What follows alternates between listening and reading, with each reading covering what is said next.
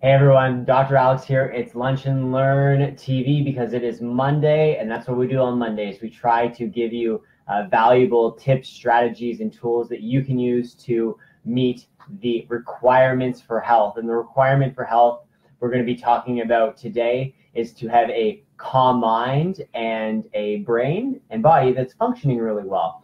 And today we're going to continue our monthly challenge. Our May challenge to you is to try to find some time every single day to meditate or to be mindful. And so we've been talking a little bit about that last week and why I think it's really, really beneficial in terms of your performance day to day and being really, really consistent, making sure that the day turns out as you would like it to, making sure that you say what you think you should be saying, and that your intentions you can follow through on a daily basis. And also, in terms of being more mindful and meditating, it's going to make us a bit less anxious. It's going to make us more stress tolerant.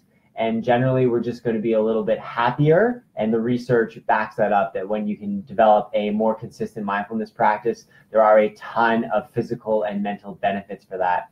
So today I've got a couple really simple, practical strategies that you can use to either improve your mindfulness practice or that you can use to develop and start your own. So I think number one, this is something where you want to have a little bit of coaching if you've never meditated or you're looking to improve. And the simple thing for that is go download a great app. Go download either the Headspace app or the Calm app. Both are free, and they're going to really help to get you started.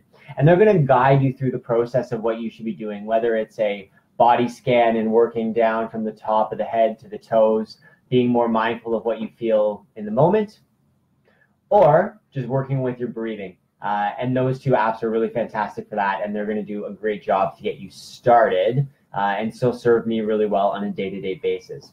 Now, what they won't give you is the how to actually execute it and fit it into your day. And so that's what we're going to talk about today. And I think the strategy that works best for me and that I'm going to recommend to you is getting the meditation and the mindfulness done early in the morning. That's where you're going to have the least resistance to fitting it in your schedule. You're going to have the most control in the morning because it's less likely that something's going to pop up.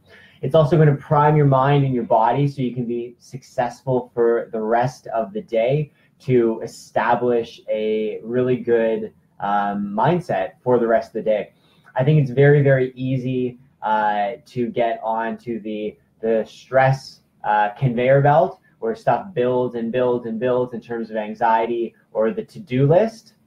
And I think that if you can start your day off with some mindfulness or some meditation to make sure that at least if the snowball is going to get rolling later in the day, it doesn't have a lot of speed when it starts in the morning.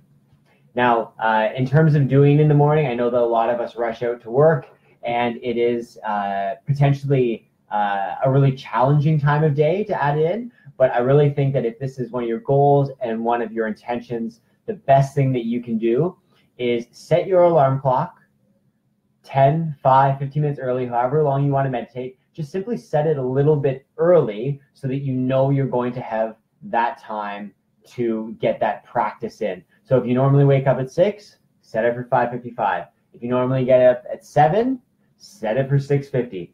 Build in that little bit of extra time so you can make the choice and have the choice to have more control of fitting that in the morning. Now, ultimately, if you want to hit the snooze button, that is your choice, of course. But if it is a goal, if it's important to you, make that choice to stick with that schedule. Get it in early, and it should prime you well for the rest of the day.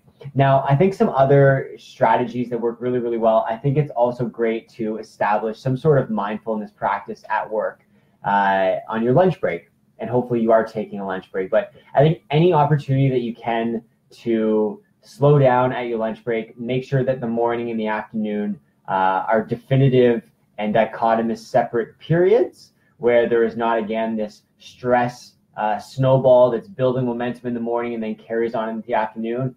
Make it a hard stop in the lunch break. And this is a great time for you to either have a mindfulness practice or even just a mindful breath to acknowledge what's happened in the morning and then start afresh new in the afternoon. So a strategy that works really, really well for me is I will either take a cat nap on my lunch break from 10 to 15 minutes, or I will have my mindfulness practice, and that does a really good job of ensuring that my afternoon energy levels are really, really good, like I've had a coffee, but without having one, and that any stress that has picked up in the morning does not carry through to the afternoon. And so to execute on this strategy, what I recommend that you do is find an amount of time, whether it's one breath or 15 minutes, where you can be by yourself, where you can focus on yourself, how you're feeling, what the body's feeling, acknowledge the stress that you're having, acknowledge it, let it go. And so for this, I really recommend that you try and find 10 or 15 minutes where you can either go through your body scan or go through some sort of mindful practice and take a definitive break, so that when you go into the afternoon, you've cleared your head as best you can. And again, you can use one of the apps, or you can, stare at a painted wall. You could sit outside in the trees, but just take some time to slow down so that the momentum doesn't carry through to the afternoon. And then I think the last strategy that I want to convey today is that anytime you have the chance to have a mindful breath, even if it's for 1 second, 1 is always greater than 0. And so let's say that you get into the elevator, rather than checking your phone, because somebody stands next to you, which is always awkward, rather than checking your phone, just take a nice, easy mindful breath, check in with yourself. Anytime that you have that opportunity to take a breath, focus on it for the moment, it's going to slow that stress snowball that builds throughout the day, that goes down the hill, that potentially can cause an avalanche later in the day. Thank you, Zach.